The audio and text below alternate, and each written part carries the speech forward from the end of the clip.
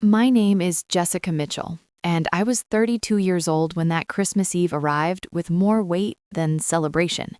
I had come home believing, like I always did, that family was something you returned to, not something you earned.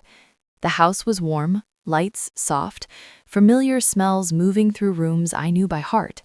On the surface, everything looked intact. I had learned early how to read the room before speaking, who was tired, who was irritated, who needed appeasing. It never felt like a burden then, just part of loving people. Christmas amplified that instinct. I wrapped myself in usefulness, in small tasks, in quiet compliance, mistaking that for belonging. There were moments that evening that should have felt comforting. Laughter from the other room, old ornaments pulled from boxes, my name spoken casually, without affection or hostility. Neutral felt close enough to safe. I told myself that was maturity, that this was what adult family relationships looked like. Still, something hovered beneath the routine, a slight hesitation before responses, conversations that closed just as I entered. I noticed it without naming it, the way you sense a draft in a warm room. I stayed anyway, trusting familiarity over instinct. I didn't know yet how thin that trust was. I only knew that being there felt necessary, like proof that I still belonged, even as the ground beneath that belief quietly shifted. I accepted the unease silently, assuming discomfort was simply the price of staying connected to family. The longer I stayed, the more I noticed how the family moved around certain voices. Some opinions landed heavily, shaping plans without resistance. Others floated briefly before being ignored. Mine usually belonged to the second category. No one argued with me, they simply continued as if I hadn't spoken. It wasn't cruelty. That's what made it harder to recognize. It was efficiency. Decisions were made by those who had always made them, and the rest of us adjusted. I had learned to adjust early, smoothing friction before it formed, anticipating needs before they were voiced. In this family, that skill wasn't praised, it was expected. There was an unspoken understanding about roles. One sibling was fragile and protected, another was forceful and indulged. I occupied the space in between, reliable and emotionally expendable. If I stepped back, things continued. If I leaned in, it was inconvenient. No one said this aloud. It lived in patterns. I told myself every family worked this way, that adulthood meant compromise, swallowing minor discomforts for harmony. When tension surfaced, I became quieter, more agreeable, believing restraint was strength. I mistook invisibility for peace. That Christmas Eve, these dynamics played out in small ways. A suggestion dismissed with silence, a request met with irritation. I noticed how quickly warmth cooled when I spoke honestly, how easily it returned when I didn't. The imbalance felt subtle, almost polite. I still didn't call it neglect. That word felt too dramatic, too accusing. I framed it as personality differences, stress, holiday fatigue, anything but the possibility that my place in the family was conditional, maintained only as long as I required nothing. Accepting that truth would have meant questioning everything I thought connected us. That realization waited patiently, just beyond awareness, preparing to surface when comfort finally disappeared. The shift happened so quietly that it took me a moment to realize it had already occurred. One comment, small and almost practical, landed differently than the rest. The room didn't react with anger, it simply adjusted, the way it always did when a decision was made without me. I remember standing near the doorway, holding a glass I hadn't finished, listening as plans were rearranged around my presence. My role was no longer assumed, it was being reconsidered. The tone changed first, flattening, becoming procedural. Words turned careful, distant, as if empathy would complicate things. No one raised their voice. That detail stayed with me. Calm explanations replaced conversation. I was told it would be best if I left for the night, not because of conflict, but because it was easier for everyone else to continue without discomfort. I waited for someone to soften it, to pause, to ask if I was okay. None of that came. The decision moved forward smoothly, carried by familiarity and authority. I realized then how practiced this structure was, how little space there was for objection. My body reacted before my thoughts did, a tightness in my chest, a ringing quiet. I nodded because that was what I had always done when something hurt but didn't look dramatic enough to justify resistance. I gathered my things slowly, hoping time might interrupt the momentum. As I stepped outside, the cold felt sharper than expected. The door closed behind me without emphasis. Standing there, I wasn't angry, I was stunned. I replayed the conversation, searching for what I had done wrong, certain there was something I had missed.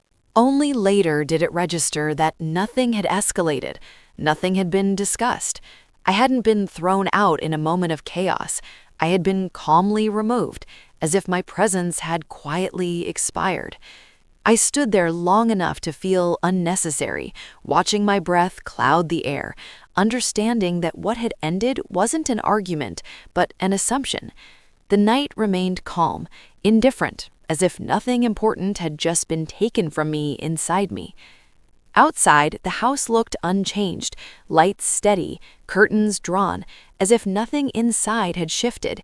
I stood on the sidewalk with my coat half-zipped, keys cold in my palm, trying to decide whether leaving for the night meant an hour or forever. The cold crept in slowly, first at my fingers, then deeper, giving my body something concrete to focus on. My mind went in the opposite direction. I replayed every sentence I had spoken that evening, testing each one for sharp edges. Maybe my tone had been wrong. Maybe I'd stayed too long. Maybe I should have anticipated the moment and left earlier, sparing everyone the inconvenience of asking me to go. The habit of self-correction ran deep, automatic, and almost comforting. I told myself they hadn't meant it personally. Families miscommunicate. Holidays amplify stress. Someone always becomes the pressure release. I offered myself these explanations the way I always had, layering logic over discomfort until it felt manageable. If I could understand it, I could absorb it. The street was quiet. Snow packed hard and uneven beneath my shoes. Each breath felt deliberate. I leaned against the fence, feeling the cold soak through my coat, grounding me in something real. Inside my head, though, the noise continued. I wondered how I could have prevented this, what version of myself would have been easier to keep. There was a familiar ache in accepting responsibility for something I hadn't chosen. It felt safer to believe I was at fault than to consider the alternative, that my place in the family had always been conditional. Blame gave me something to work on, power, even if it was misplaced. Time stretched. My phone stayed silent. No message arrived asking if I was okay or suggesting I come back inside. That absence carried its own weight. I noticed how quickly my expectations adjusted, shrinking to match reality. Eventually, the mental loops slowed, not from resolution, but from fatigue. Standing there, numb and tired, I realized I didn't know where I belonged that night. The cold had settled into my bones, and with it, a quiet heaviness. I wasn't angry yet. I was simply drained, carrying the full weight of an evening that had ended without closure, my thoughts circling until even self-blame lost its energy, leaving me empty and exposed. I stayed there longer than necessary, partly because moving required a decision, and partly because stillness felt deserved. The cold no longer surprised me. It matched what was settling inside, a muted acceptance without language. I understood I would keep replaying this night, turning it over for explanations, until exhaustion finally forced rest. For now, I stood between destinations, holding responsibility that wasn't mine, letting it press down until even thinking felt heavy.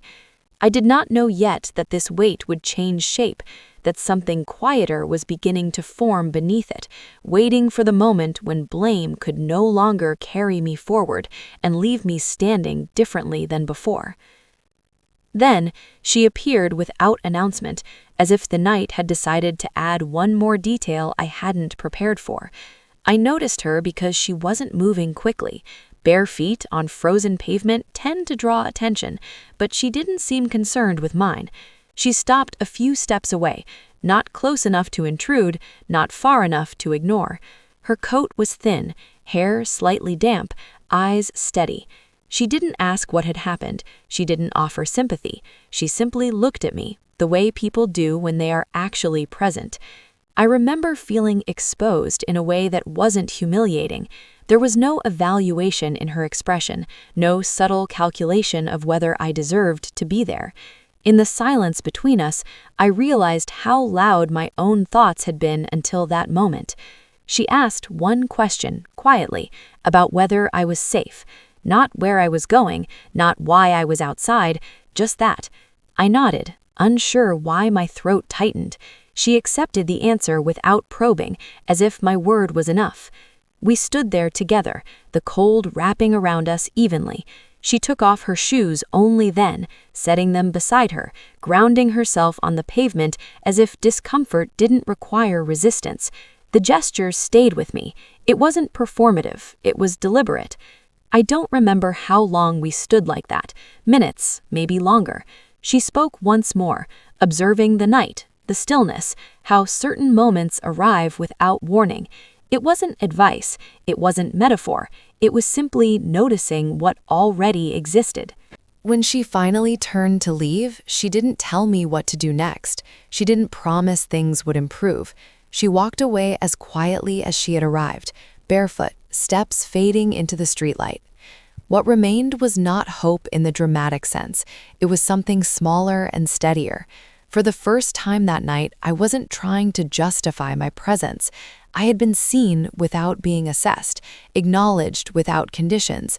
The noise in my head softened, just enough to let another possibility form. I stayed where I was after she left, aware that nothing external had changed. The house was still closed to me, the cold still pressed in, but the weight inside had shifted slightly, as if being witnessed, even briefly, had loosened something I'd been carrying alone. I didn't yet understand what that meant, only that the silence no longer felt empty. It felt observant, waiting, allowing me to stand there without explanation for the first time all night. There was no revelation, no sudden strength, just a subtle recalibration, like breath returning after being held too long. I realized I didn't need to perform my worth in that moment. The absence of demand created space, and in that space, something shifted quietly. I was still alone, but no longer collapsed inward. The encounter didn't fix anything, but it disrupted the pattern. I could feel the old reflex to explain loosening, replaced by a neutral awareness. Standing there, I sensed that silence could be shared without harm, that presence didn't always require permission. That understanding didn't announce itself. It settled, patient and unfinished, preparing me for whatever came next. I stayed still, letting that quiet recognition exist without forcing it into meaning or explanation yet. After she left, I didn't move right away. The street felt altered, not warmer, just quieter in a way that made room for thought. I noticed my breathing first, slower than before, no longer chasing an explanation. The silence she left behind was different from the one my family had created. It didn't press, it allowed. As I stood there, I replayed her presence instead of the argument that never happened, how she hadn't rushed to fill the space, how she hadn't needed my story to decide how to stand near me. I realized how rarely I experienced that kind of neutrality. Even kindness in my life often came with expectation, with a subtle request attached. I watched myself the way she had, without commentary. The way my shoulders stayed tense even when nothing threatened me, the reflex to apologize to no one. Patterns surfaced gently when I didn't try to correct them. I saw how often I anticipated dismissal and adjusted in advance, saving others the effort. The cold no longer felt like punishment. It was simply there, steady and impersonal. I understood then that stillness could be instructive, that clarity didn't always arrive through confrontation. Sometimes it emerged when no one was trying to shape you. I thought about the house behind me, about how quickly I had folded when told to leave, not with resentment, but with curiosity. The response was learned, rehearsed over years. Compliance had once kept me connected. Tonight, it had only removed me. The woman hadn't given me language for any of this. She hadn't needed to. Her quiet presence had interrupted my usual internal noise long enough for observation to replace defense.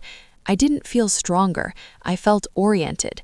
Standing there, I let the night continue without narrating it. Cars passed in the distance, lights stayed on, life moved without consulting my emotions. That felt strangely grounding. I didn't need to resolve anything yet. When I finally stepped away from the fence, it wasn't with urgency, it was with a measured awareness, as if I had turned slightly towards myself. The chaos hadn't vanished, but it no longer dictated my posture. Something subtle had shifted from reaction to recognition, and I carried that with me as I walked, knowing the next steps would be quieter, slower, and my own. I didn't interpret the moment as transformation. It felt more like alignment, a small internal adjustment that made future choices visible. I sensed how often I had confused endurance with loyalty, silence with safety. That night reframed nothing outwardly, yet inwardly a line had been drawn. I could cross it later, or not.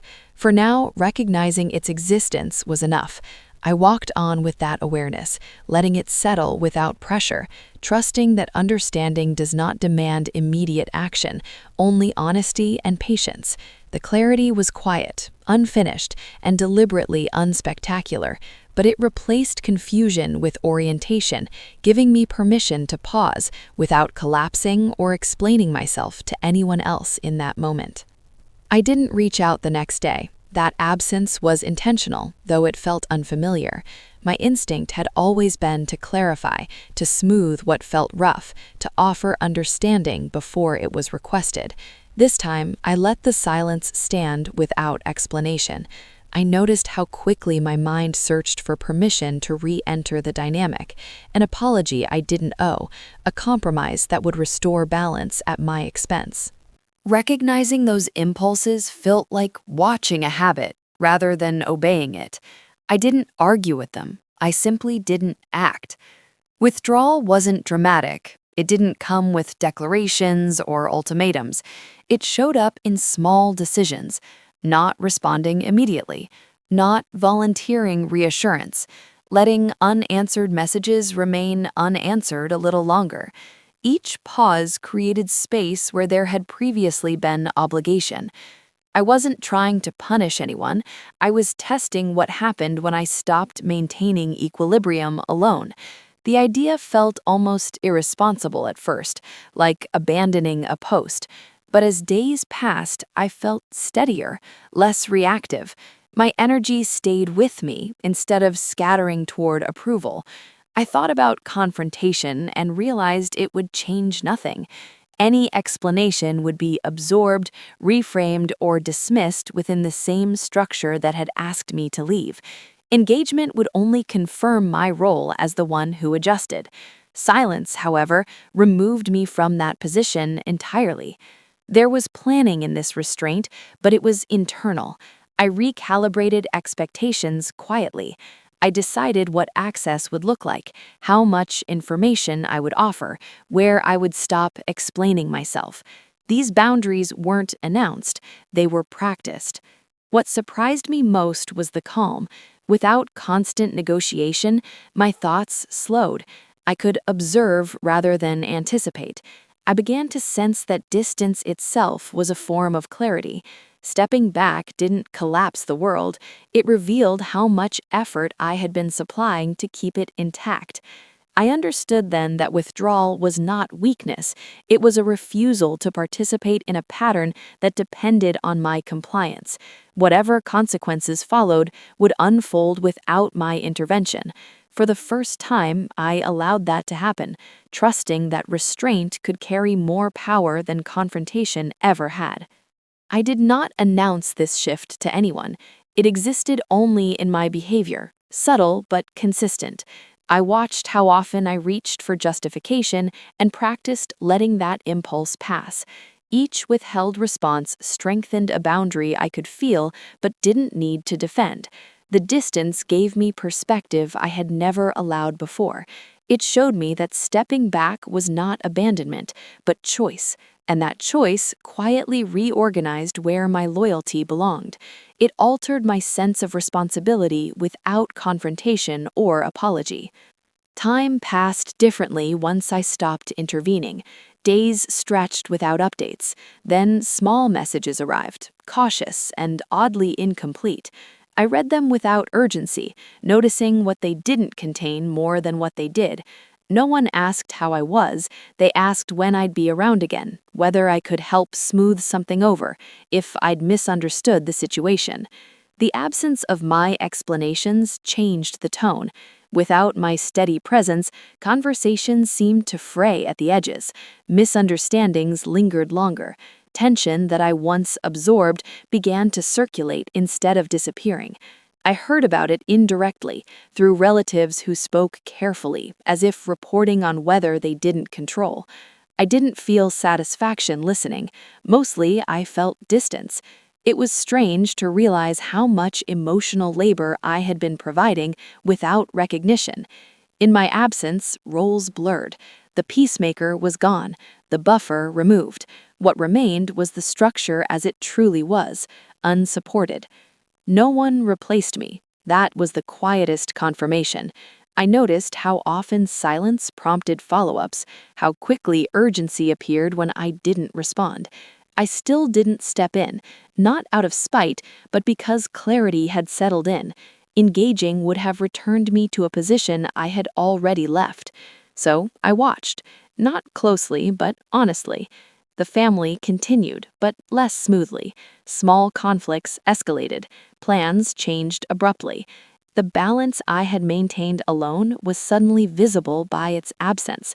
There was no announcement of a power shift, no confrontation marking the change. It unfolded the way most truths do, gradually and without ceremony. I remained outside of it, not excluded this time, but separate by choice. That distinction mattered. Silence did what explanations never could. It allowed consequences to exist without interference. I didn't need acknowledgement to feel the reversal. The system was adjusting to my absence, and I was no longer responsible for stabilizing it. I felt calmer knowing that whatever happened next would not require my endurance. The weight had shifted away from me, not dramatically, but permanently. I carried that understanding quietly, aware that distance had revealed more than confrontation ever might have. I no longer waited for outcomes. I let them unfold quietly, uncorrected, and no longer carried responsibility. Time moved forward without ceremony. I settled into days that no longer revolved around anticipation or repair. The quiet that followed wasn't empty, it was functional. Decisions became simpler when they didn't require emotional forecasting. Contact with my family thinned naturally. Short messages, factual updates, nothing sharp or tender.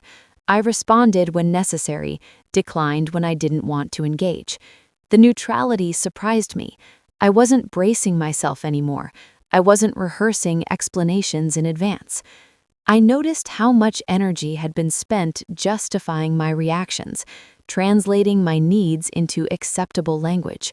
Without that effort, my attention returned to my own rhythms. I slept more evenly. My body felt less vigilant. Calm replaced vigilance, not dramatically, but consistently. I thought about the woman from that night sometimes, not as a turning point, not as rescue. She became a reference point, a reminder of what it felt like to be acknowledged without being evaluated. Her presence hadn't changed my circumstances, it had adjusted my orientation. That distinction mattered. I no longer confused proximity with safety or familiarity with care. Distance clarified what closeness had obscured. I could see patterns without being inside them. There was no urge to prove growth or announce boundaries. The absence of reaction became my center. I wasn't performing strength, I was practicing alignment. When old dynamics surfaced, I met them with quiet limits rather than explanation. What surprised me most was the lack of bitterness. I hadn't won anything. I had simply stopped losing myself. That realization carried no heat, no triumph. It felt adult, unremarkable, stable. As time continued, I understood that emotional distance wasn't disconnection, it was proportion. My life expanded inward, not outward. I became less available to chaos, more present with myself. The calm held. It didn't ask for validation, it didn't need witnesses. It simply existed, steady and sufficient, marking a new center I could return to without efforts or defense. Nothing in that calm felt fragile, borrowed, or temporary. It felt earned through restraint, awareness, and the decision to remain present without chasing belonging that required my disappearance again there. Christmas came again the following year without ceremony. I noticed the date before the feeling, which felt like progress. There was no internal negotiation about where I should be or who I needed to be for the day to count. It arrived, neutral and quiet. I didn't avoid the holiday, but I didn't chase it either. I spent the day simply, moving at my own pace, letting traditions fall away if they no longer fit. There was no ache attached to that choice, just clarity. The absence of expectation changed everything. Christmas stopped being a measure of my worth or a test of my endurance. It became another day, marked by light and time passing, not by approval or rejection. I thought briefly about the house, the night I stood outside, the version of myself who believed belonging required constant adjustment. That memory felt distant, not painful. It had shape, but no pull. Peace wasn't loud. It didn't arrive with declarations or forgiveness. It settled in the way routine does when it finally suits you. I didn't feel victorious. There was nothing to win. What I felt instead was steadiness, the knowledge that I could participate or decline without explanation, that I could remain connected without erasing myself, or remain distant without guilt. Christmas no longer asked anything of me, and in that silence, I found something reliable. Not joy as performance, not reconciliation as proof, but a calm acceptance of what was and what no longer needed to be. The day passed gently. I carried myself through it unchanged, grounded, and intact, knowing that growth does not always announce itself. Sometimes it simply holds, quiet and complete. That stability stayed with me, unforced, unremarkable, and sufficient, requiring no audience, no permission, and no explanation from anyone else ever again.